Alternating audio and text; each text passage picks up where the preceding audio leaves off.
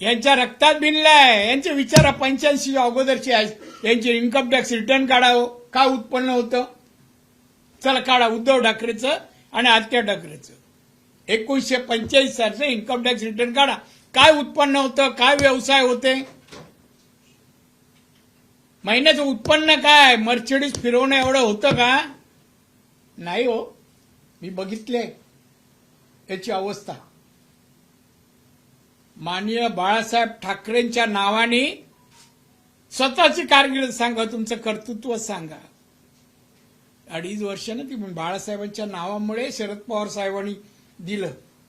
बावळट मुख्यमंत्री महाराष्ट्राच्या राजकारणात कोणी नव्हता हा झाला.